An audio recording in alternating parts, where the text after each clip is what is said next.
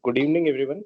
Uh, it gives me a lot of pleasure to welcome Dr. Anish Pillai, sir, for today's guest lecture. And sir has done his MD in pediatrics and then DNB in neonatology. And also, he has done fellowship in neonatal perinatal medicine from Canada. And currently, he is working as the head of neonatal division at Motherhood Hospitals, Mumbai. And I mean, it is truly great of you to accept the invitation at the very last moment, sir, despite of your busy schedule. And even when I was doing my DM, we used to look forward to your lectures. So, I mean, I'm sure even myself, I'm going to gain a lot from today's talk. And with that, I'd like to welcome you, sir, for today's talk. Thank you. Thanks, Sandeep. Welcome everyone. Today, we will be talking a little bit about neonatal transport, but from a very practical angle. So we will not discuss, what is already known and what is theory. What we will do is like we will talk a little bit about practical aspects. What is the Indian, scenario, and how do we manage transporting a sick baby in India? So let me just share my slides with Microsoft. The slides have come. They are visible now. Yes, sir, they are visible. Okay, perfect. So I'll talk a little bit about what transport, we can do in the best scenario, like best with all resources in India, and which centers are doing and how can we customize our unit. And then some challenges and what is the less expensive way, or what is a more practical way of making the transport better. So why is this important? So basically, transport is inevitable. Non-institutional births still compromise more than 10% of the births. And there are still many facilities with inadequate service, especially when a full-term baby is born. So a lot of nursing homes are there in Mumbai, Hyderabad, all major cities, plus smaller cities where a lot of delivery numbers take place. In a month, there will be 100, 120 deliveries in many small setups because it's low risk. So nobody anticipates that there will be a problem. What are the main differences in transport when we look at developed countries versus a developing country?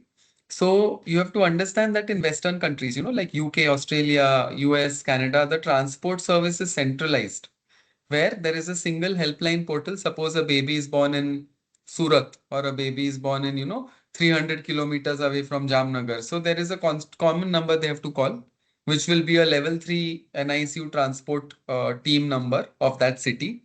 And then they will dispatch an ambulance and they will decide where to refer this baby, which NICU, is able to manage the baby. And the team immediately goes, brings the baby and puts in the bed. So on the computer, they can actually see that, okay, Surat Medical College has 4 NICU beds available. This other hospital in Surat, Children's Hospital or Surat Kids Hospital, only one bed is there. This hospital is full. So this baby is level 3. So let us refer to here. So it is all centralized transport mechanisms in ideal situation. But in India, with private, public, corporate sort of setups, it's not standardized and non-centralized. So in every hospital will have their own transport service, So that is why the quality can vary. Transport protocols can be very different. Team structure is extremely different. So, there is no standardization or recommendation again in terms of who should go, whether an Ayurvedic doctor should go, or a MBBS doctor, or a diploma person, or a consultant should go for transport. So, who will decide the team structure, whether there is one nurse, one doctor, plus one, attendant or a nursing aide. So these differences can occur. In the West, again, that is all documented. So if for one baby, they need 3 people as manpower, preferably a doctor plus a nurse, and the third person is either a respiratory therapist or a nursing aide or a helper. So for twins, they will have 6 people. Here again, for twins, sometimes we are able to spare only one more extra person. So that is about the team structure. The Indian transport scene is a shorter scene, In Australia, Canada, UK, the geography is very wide. So a lot of air transports happen there. Here it is mostly road transports because the level 3 units are available within a few 100 kilometers from each other. And the vehicle and technology can vary. So you can find that there is some ambulance which is a minivan converted to an ambulance, some is a mini truck. Sometimes even that Maruti Omni is considered, converted into an ambulance. So the vehicle technology can also vary. So because of these two things, we need to understand what is ideal and what we can do for that. So transport is always a little bit more, worrisome than having a baby in the NICU because the transport there can be worsening of the clinical status. We had a recent transport of a PPH and baby. So with the road vibrations only, that baby was, having desaturation, the artifacts due to the probe, lot of vibration, lot of noise. So clinical status can deteriorate during transport. Monitoring becomes difficult because the light may not be very bright. Movement artifacts can constantly happen. There is definitely a difficulty to access the baby. Now, in your NICU, you are able to access the baby from all three sides. The baby's head end is near the warmer, or the foot end rather is near the warmer, and three people can stand next to the baby, one at the head end, and two nurses or two doctors on right and left side. In an ambulance, usually you are able to access the baby only from one side because the ambulance wall is on that side. Then there is the baby's bed, and then there is your seat. So, there is less mobility or less accessibility to the baby. Limited options are there in terms of wanting to do an X-ray. So, if you suspect a pneumothorax in transport, you only have to rely on your clinical judgment. You can't do X-ray in the middle of transport. And same for blood tests. You don't have access to blood tests. How do you ensure safety during transport? So, human resource. So, coming to the broad headings of improving transport quality or improving, the transport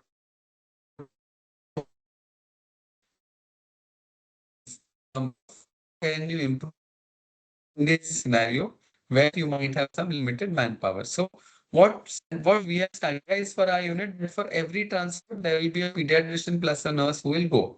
Period. So there is no compromise in that. We don't think, okay, this is a 32-weeker or this is a 2 kg baby, so let a pediatrician go alone, or this is a small baby. So one pediatrician, one nurse is mandatory. Apart from that, in special situations, so if there is a 23-weeker, 24, 25-weeker, 6, 700, very small gram, we try to send a consultant also for transport. So manpower we sort of customize, but basic we have set a guideline that, always there will be pediatrician nurse plus a helper. So a nursing aide, mama, maushi, whomsoever you call, because the transport equipment bag is quite heavy. So if you have a transport kit with endotracheal tube, your TPs resuscitate, central line, feeding tube, dextrose, IV fluid. So, when you pack all that, it becomes like a mini backpack. So, when you, the doctor and the nurse are handling the baby, you don't want to, also carry a bag. So, it's always good to have an extra person, often to pull the oxygen cylinder. So, you will have your neopuff, but when you bring the baby from the local NICU till your ambulance, sometimes you will need somebody to drag the oxygen cylinder, especially when you don't have, a transport incubator. If there is a transport incubator, still you need one person to push it because again, that whole system becomes quite heavy. So take adequate manpower. Pediatrician and nurse is your clinical team, plus one driver and helper will be your add-on team. Special situations, you can take more people also. Team training and expertise. Again, so the person going for transport should at least be trained in advanced NRP because intubation, chest tube insertion, these are all parts of advanced NRP. So you can't send somebody who is very junior because if something happens on the way, they should be able to handle the crisis. It is very well known that non-physician teams reach faster and they waste less time. So in the Western world, where there is this neonatal transport team, that typically consists of paramedic staffs. So it will be a paramedic staff and a nurse who will go for the call. And they will send a doctor only if needed. So if there is a very high risk baby or a extreme preterm baby, then a doctor goes as an add-on. Otherwise, the transport team in the Western countries typically are a paramedic team. So their only job is transport. So they are waiting. So obviously they reach faster. So the moment transport call comes, bed is searched, you dispatch the transport team and within 10 minutes, 15 minutes, they are just ready to go because they are only dedicated for transport. So this is all about the human resource that you have to customize. Coming to the vehicle, most important is that there should be adequate space. I have not written. The car should be or the van should be in good condition. It should, have a good suspension, not too much vibrations. Apart from that, there should be a power source. So, a lot of your equipments in the ventilator need power, like syringe pump, monitor. and there should be sufficient adapters. The gas source should be adequate with extra cylinder facility. So we normally calculate if it is a very long transport, then we will carry extra oxygen cylinders for the same. And it should be smooth with minimum vibration and noise. So these are basically your precautions that you need to take in terms of vehicle. So safety during transport, you plan your human resources well, ensure that you have a good vehicle, and lastly is the technology. So what is a good technology during transport?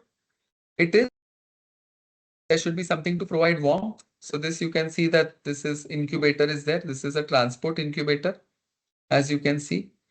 What you can see here is that the syringe pumps, neopuff, everything can be attached to the handle. So this becomes very convenient because now somebody doesn't have to hold all of that.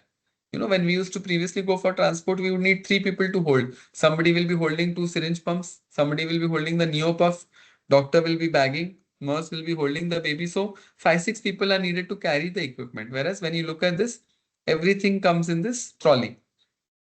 So transport incubator, transport ventilator ideally should be there, multi-para monitor, suction pump and syringe pump. So this whole cart that you can see, you know, you can see this monitor, you can see this is the transport incubator.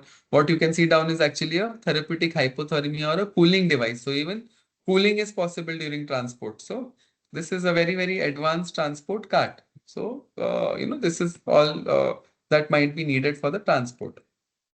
So ensuring safety, make sure that you have adequate human resource, well-trained human resource, the vehicle is good, and the technology and equipment that you want to take is, you should be taking it. So now that you have reached, for the point, you got a call from hospital A that please come, there is an emergency delivery that has happened and the baby is needing support. The baby has distress. So you dispatch your transport team. The transport team reached there. The baby appears a little pale. What do you do? Do you just pick up the baby and come, or do you spend some time? So what at that point is you need a quick stabilization. You have been called because that team can't manage. So you can't waste 1 hour with the baby there. But at the same time, you don't want to, just rush with the baby and have trouble on the way.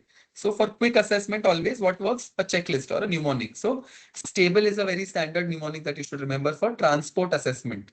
S stands for sugar. T stands for temperature, A stands for artificial breathing, B for blood pressure, L for laboratory work, and E for emotional support, which means counseling. So remember stable. So when I reach to a transport to see a baby in another hospital, I will look at the baby, I will do my assessment, I will check the heartbeat, pulse, saturation, color, perfusion, and then still, because I should not forget anything, I will make a note of stable. So I will write sugar, then I will write temperature. I will write artificial breathing, blood pressure, laboratories, whatever the last labs are. And I will counsel the family and provide emotional support. So that is there. Or you can do a shorter version, which is called as stops or tops. So temperature, oxygen, perfusion, sugar. Stable is little bit more standard for transport assessment. So you document your stable, speak to the family, provide emotional support, and take the family's consent. So extremely important. And prioritize what needs urgent attention. So if you feel that the baby is not maintaining saturation, first try to see whether the tube is fixed properly. Is the baby's chest rising? Is the machine delivering properly? So whatever needs urgent attention, you fix it before you transfer the baby. But again, don't waste too much time, in stabilizing at that small center, because at least in that center you might have additional sources. So why is the local hospital still better than your ambulance? Because in the local hospital there will be one local doctor, there might be two three nurses, they might have x-ray there. So in case you want to shift, you can ask that, can we please do an x-ray before transferring? If you want to see the blood sugar, you can see the blood sugar. So local resources can be utilized. So whenever you go to see a baby who's very sick, before transport, do a quick assessment, stabilize the baby, document everything, use the local resources if you need anything, and then plan your transfer. So what should you stabilize? Should you just completely wait for the baby to be stable? No. The baby will not be stable because there is a disease happening. So if there is sepsis, prematurity, these won't get corrected in 10, 20, 30 minutes that you spend. But you have to stabilize the basic things. Like we say ABC. So airway, breathing, circulation. And again for newborn babies, temperature is important, sugar is important, documentation and communication. Okay. So these all things you need to stabilize before transport. So Is the airway well secured? Is it at a good position? Will my sticking come out? Breathing, note what the settings the baby is on, because in the ambulance you will need to keep the same settings. Correct hyperthermia or hypothermia. So ensure that your temperature is being maintained. For sugars, and secure an IV cannula. Circulation, you might need saline, bolus, or inotrope before transport. And document everything, assessment and stabilization part, and communicate with the family as well as communicate with the medical team. So after you have stabilized, documented, done everything, then comes the most difficult part, the walk from the small hospital nursing home till your ambulance. This walk is very scary because you are going by a lift, the baby is in motion, there will be some disability. Plus, there are five, six relatives looking at you because you can prevent them from coming in the NICU. In the ambulance, you can say, yeah, but yeah, this walk they will accompany you, they will look at the baby, they will look at you, they will look at the monitor. So this becomes a very stressful zone. Apart from that, there can be logistic challenges. We have a transport incubator, but in very small nursing home, that incubator doesn't fit in the lift. So even if we have an incubator, we have to go by hand, get the baby in our hand, and then come to the ambulance and fit it. High flow oxygen availability. So sometimes there have been times where in the lift or on the stairs we have had to ambu because the neopuff needs a high cylinder oxygen and a flow liter of 10 to 15 liters per minute. During the transport, sometimes there will be no power source, so you need a monitor which has a battery backup. There is, lifting and shifting of the baby. So lifting of the baby from the cot in the local NICU to the transport equipment, and then transport equipment to the ambulance. So this is a time where, babies are being lifted and moved. Family is watching and limited manpower. So this walk, a lot of babies have deteriorated and, have needed extra support during this period. So then what do you document? How many times should you document? Is it okay to document only once when you reach, or do you need to document multiple times? So the answer is that when you go and assess, you need a very brief, like we talked about the stable assessment. So you can say that X hospital team arrived in this local hospital at say 9:30 p.m. Baby's condition is this stable. Sugars are okay. Last checked at this time. Baby's temperature is fine. Airway breathing looks okay. Mild distress is there. Managing on CPAP. Counseled family, took their consent and documented the risk. Whatever stabilization you did after reaching should be documented. So suppose the baby was on CPAP. I reached there and I found that no, distress is too much. I can't transfer on CPAP. So let me intubate. So you intubated, then you got the baby on neopup, then you transported. So that should be documented. That at assessment, this was the problem. Decided to intubate pre-transport and then transporting. So that should be there. Consent form can't be without risk explanation. So typically there are three types of transports that you will do.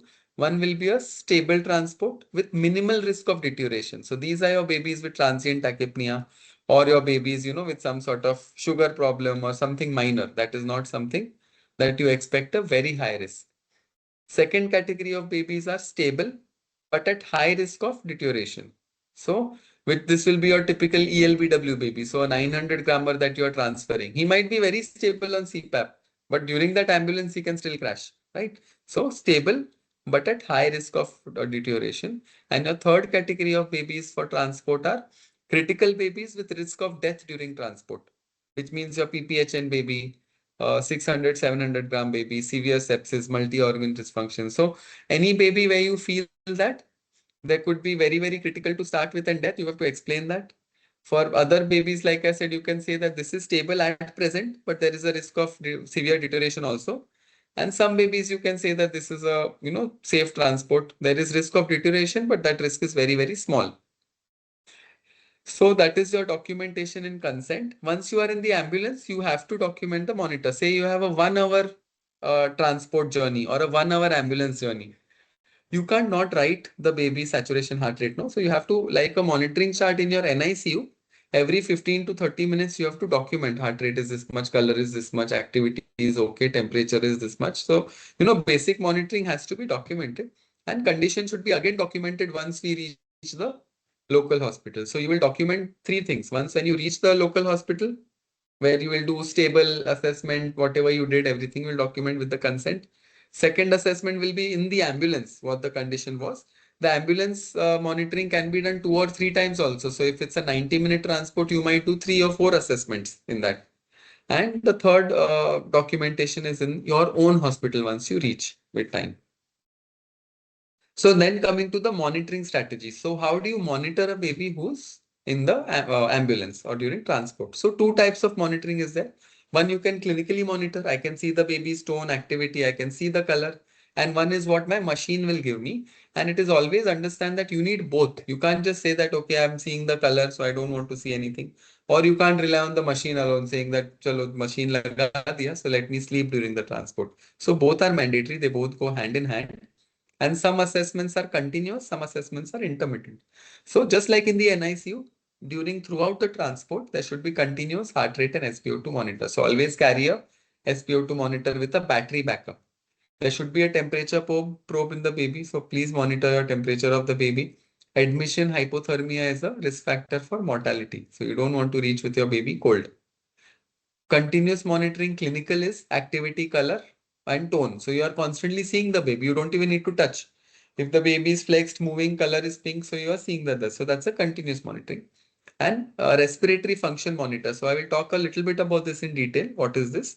But this is also a continuous monitoring technique for transport.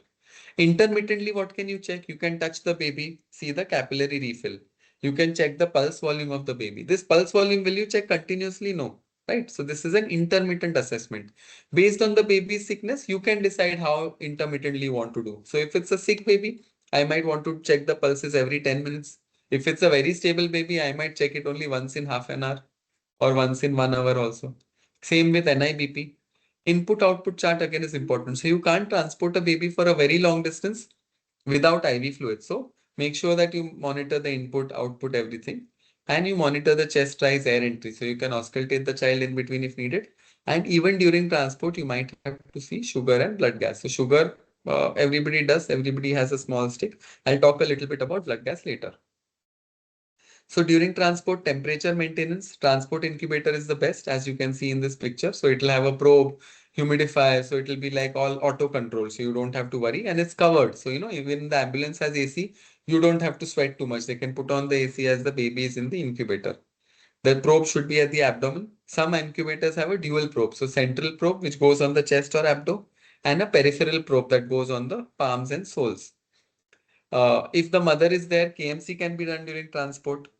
There is an Embrace mattress, which is a phase-changing material mattress that is available for transports and short distance. It's again a very effective tool to heat the baby during transport. And thermometers you can't check, right? So that is cumbersome. So skin probes are better.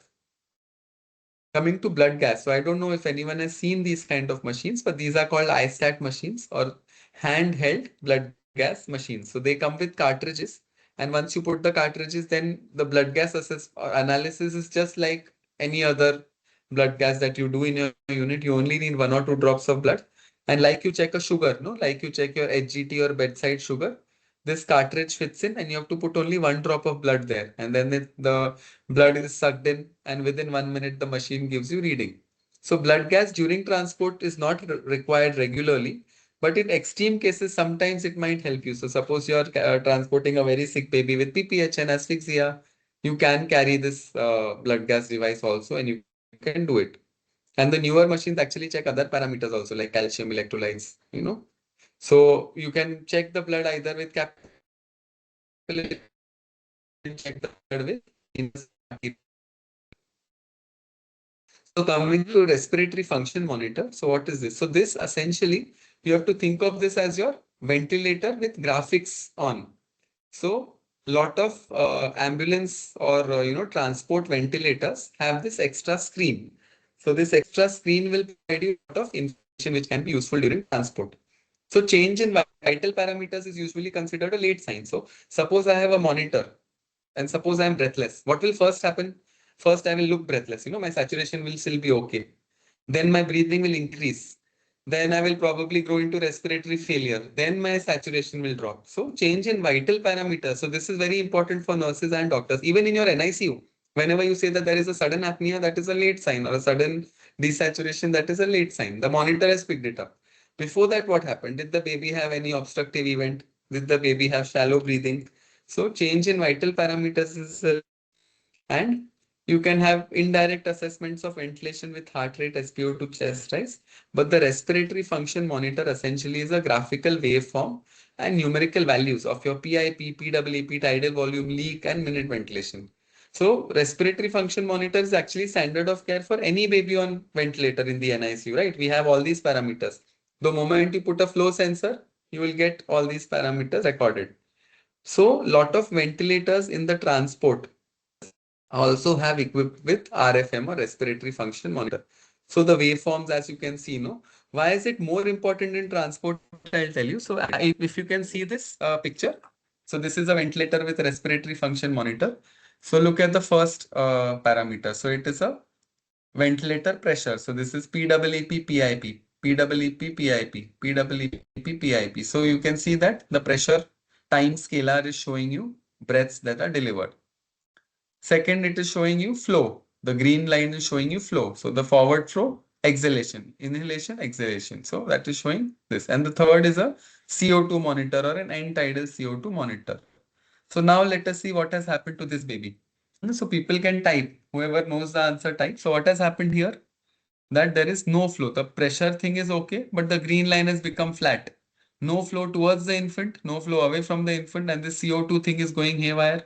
There is no tidal volume. The baby has not desaturated till now, but your screen is showing you some signs. So this is a tube obstruction. So pressure is being generated, but the air doesn't know where to go, right?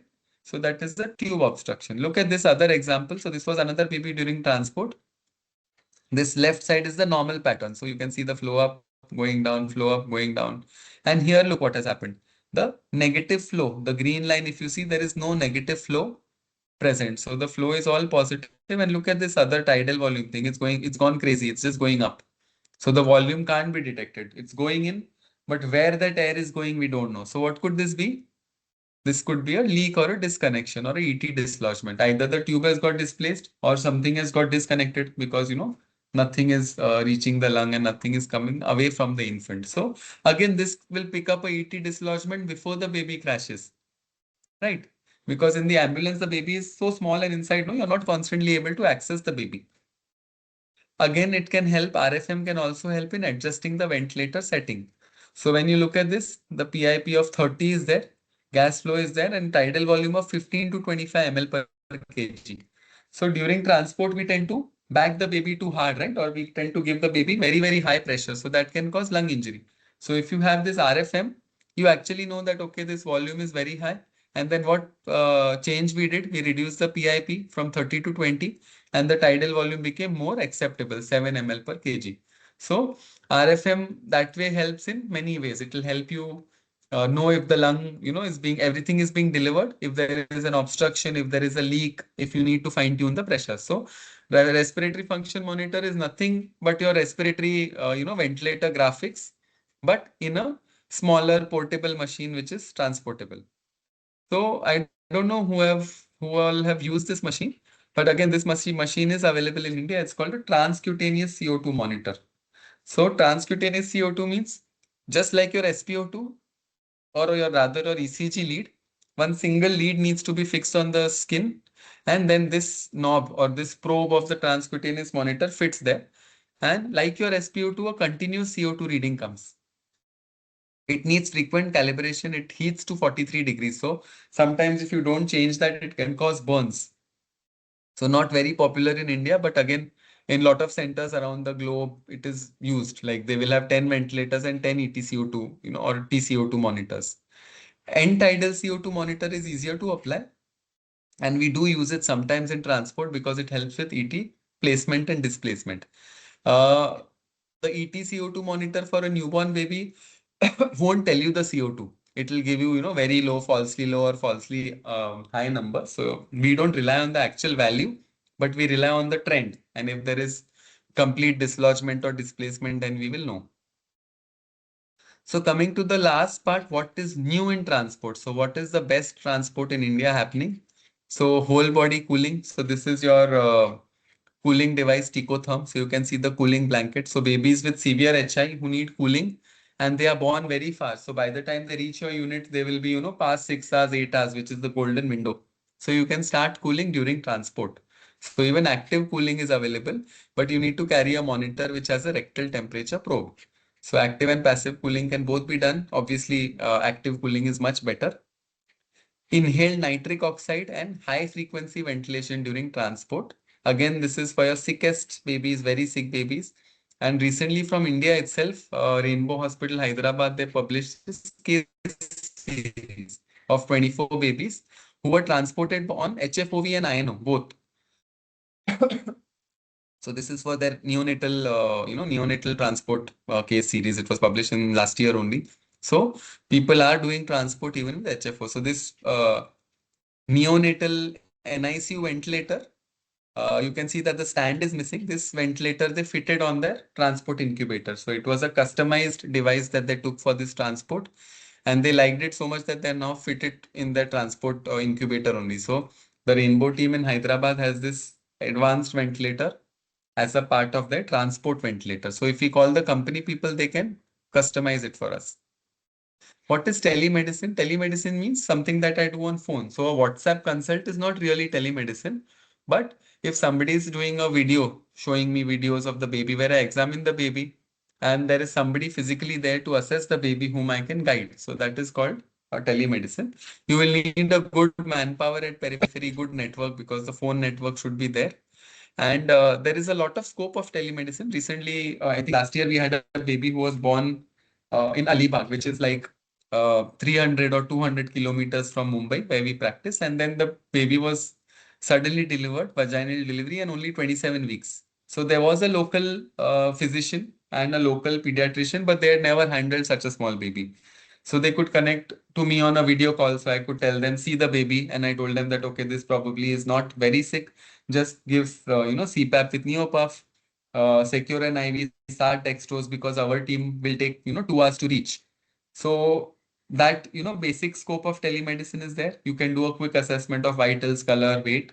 You can adjust the IV fluid rate. So the local team or the referring team gets a lot of confidence because, you are seeing the baby, you are telling them prompts, because at that time their brain is not working. They have just overwhelmed by seeing such a baby that, they are not supposed to keep. So a lot of scope of telemedicine in transport has come up.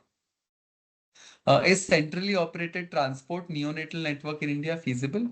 So, because like I told you initially, at the start of the talk, that ideally the transport system should be centralized. So, suppose there is any baby in Mumbai who's sick and who needs a reference. So, there should be one number, like there is an ambulance number 108 or whatever. So, there should be a separate number for a neonatal transport network. There should be a responsible person to answer that call, to listen to, okay, this is a 29-weeker who's born in Andheri. So the nearest, level 3 NICU options are these three. And in these two, there are no beds. So this one option is there. And this, you will need this much support in the ambulance. So ambulance needs to be well equipped. And I will send the ambulance. So that is called a central operating, centralized neonatal transport. But Manipal hospitals in Bangalore has done is that they have multiple hospitals of Manipal in Bangalore. So they have around 6 to 8 units. So across Bangalore, they have organized a central, neonatal transport team with a common number where anybody can call Manipal Hospital neonatal ambulance, and it goes to a central line, and they decide which of the hospitals, which of their 6, 7 hospitals, this baby would fit in. So that is possible. So, but very difficult because that private sector, public sector, cost. So, a lot of challenges are there for a centrally operated test. This. So, this again is a very new device. This is devised in Australia. So, this what is it? No, it is a tidal volume and a flow sensing device that can attach to your endotracheal tube. It can attach to even your neopuff. So, as you can see, they are doing neopuff to this baby, and it is showing a tidal volume of 20, showing a rate. So this was launched last year only again, but a very, very handy, device. They called it the novel respiratory function monitor or a handheld respiratory function monitor. So even smaller than the other one. So again, a lot of advances are coming up. What about air transport in India? So I'm not sure if anybody has done air transports, but my first air transport was in a commercial flight. So back in 2012, 13, where you didn't have too many chartered planes. It was an Air India flight, so a very preterm baby I had to transport from Trivandrum in Kerala to Bangalore. And the Air India team had cleared up the first row. The baby was intubated. So me, one nurse, the parents, we were all sitting on the first row of that Air India flight with a full flight behind. Like it was a commercial flight with passengers.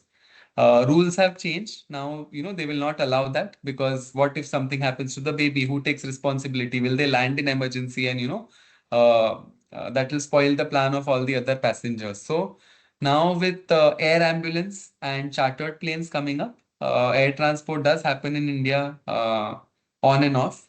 A lot of them are from for adults. Some of them are for newborn babies. But the main challenge is the cost. So it's they are available, but they have the aircraft, they have the bed, base unit, everything set up. But what we need to provide is a manpower. So they will not have manpower trained for NICU care. So typically, when we do air transports for babies, we call the air ambulance or the chartered plane, and they will have the logistic manpower. So they will have one person who will know about everything, how to connect the monitor, or how to fit everything, how to secure the baby. Obviously, there'll be a pilot, and then you need to send two people from your team. So again, the NICU doctor and NICU nurse has to go, because they will be deciding how much bagging the baby needs, what sort of pressures to set. So it is again a huge challenge. So the cost finally adds up to almost 8 to 10 lakhs. So, it is a lot for India, and insurance companies cover only a part of it. So it is not there. But again, Hyderabad Rainbow have done the maximum neonatal air transports also in India. So they have published a paper on that as well. Mumbai does on and off. So some of the premium hospitals like Kokila Ben in Andheri, and the Reliance Hospital. So they do air transports. Majority are again for adults, but once in a while we do have a child coming. So to summarize, or to end this, that transport success is multifactorial. So it won't depend on only one thing. So as we talked about the transport success, you have to look at three major things, like what is your manpower, how good is the vehicle, and what is your technology or equipment. So all three things should fall in sync, and we should try to reach early. So leaving fast is completely in our control, right? So whenever you get a transport call, you should leave, and you can only leave if you are ready. So there should be a transport bag which is ready in every NICU, so that the moment a call comes, we just have to pick up a bag and run, right? Second thing, remember to stabilize prior to starting. So do a very quick assessment, stable, right? So we'll do the stable checklist. We will document everything. If there is any stabilization procedures needed, we will stabilize first, and then we will move with the baby. Monitoring is important. We can monitor clinical things and also whatever the machine detects. So both ends we need to monitor. And the whole idea of monitoring is that we should monitor it as good as a NICU. Like how in NICU you are monitoring so many things, just like that in transport you have to monitor. And actually that is possible, because in transport for one baby there is two people, right? In your NICU, majority of the time there is one nurse for two or three babies. So here actually the manpower ratio is quite good. For one baby there will be one nurse, one doctor who are full time free and looking at the baby. So it is possible to monitor the baby very closely, but we need to have regular training sessions and simulations. So unless you train yourself and push your transport quality, it will not improve. So thank you everyone for your kind patience, and let us have some Q&A for the last 5 minutes. Thank you, sir. Thank you for the wonderful talk. I had one question, sir, regarding the transport ventilators. I mean, which one do you feel is of a good company? I mean, there are many brands available in the market, but I mean, Correct. the one which you find comfortable. So the best company is Hamilton. So Hamilton ventilator, Hamilton incubators are best, but they are quite expensive. Okay. Now, actually, for incubator, a lot of good companies have come. AVI, a lot of Indian ones are also working well. The standard or the European standard equipment was called as Draeger Globetrotter. So, the Draeger company that Yes. gives us the ventilator, VN5 Yes. Yes. 500 and your baby lock. So, they have a Globetrotter. So, they have called their incubator and ventilator combo as the Globetrotter. So, that can cost you anywhere between 20 to 25 lakhs. 20 And lakhs. Yes. Indian companies, yeah, price. And the Indian companies will cost you around 13 to 15 lakhs. This is obviously including the incubator plus the ventilator. Okay. Okay. Because we were looking for something similar for our hospital, but Hmm. the problem was that many of these Indian ones, they are, the ones actually which I saw, they were not delivering very standard pressures. I mean, their pressure delivery was very erratic, and Hmm. and some of them actually didn't have a separate valve to control the PIP and the PWP and all those things. I mean, it Correct. seemed that they are not very standardized, so that is why I asked. Correct, correct. So And good and thing if you have a biomed person, no, the best thing is to actually customize it. So that is what the good hospitals have done. So the photo that I showed you from that Rainbow Hospital team is a Fabian ventilator, which is like your NICU ventilator. So if you okay, call the team from Fabian or even your Leone or the BPL ventilator, so all ventilators that we keep in the NICU actually have only one processor, and then there is a big stand. So that yes, stand is just there for the NICU. That stand is not mandatory. So they can remove the stand and they can customize and fit it in your transport incubator. So a lot of times if you customize, it is possible to actually have a better quality incubator. But the only thing is you should be doing regular transports. Then only it will be worth the money. yeah, yes, yes. And since we were discussing about centralized this thing transport system, I just wanted to highlight for the audience also. Like 3 years back when I was in Tamil Nadu, I mean I haven't seen anything of that sort in any other state. In Tamil Nadu, they had a centralized transport this thing system for the public sector hospitals. I mean, even the government medical colleges, the government had introduced a neonatal 108 service separately.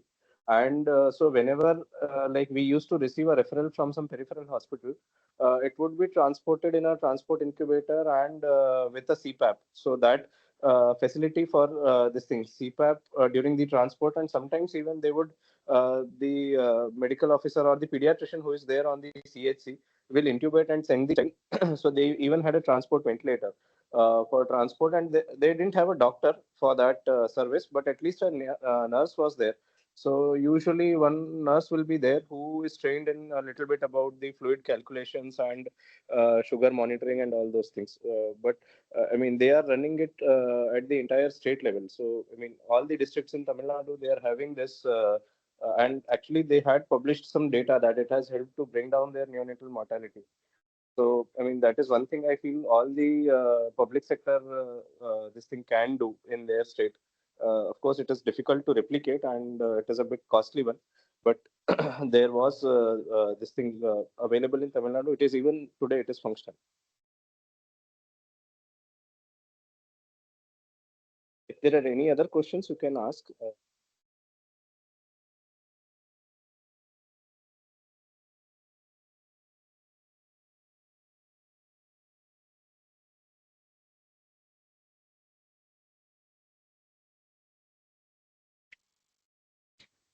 And this, I think this, sir, this telemedicine model also, to some extent, they have started, I think, in Telangana, in Hyderabad, this Nilofer hospital. They have this central hub and spoke model. I mean, the Nilofer hospital is the center, and then they are providing mentoring to some peripheral NICUs in the state. And something of that sort, I mean, that is based on telemedicine only in Hyderabad. That is what they are doing. Right? Thank you so much, sir, once again. And I mean, we would love to have you in person also someday. If you plan a visit to Kutch, we would love to have you in person in our institute for a guest lecture. Thank you so Sure, much, sir. sure. Okay, thank you. Thanks, Sandeep. Thanks everyone for joining. So we'll end the meeting.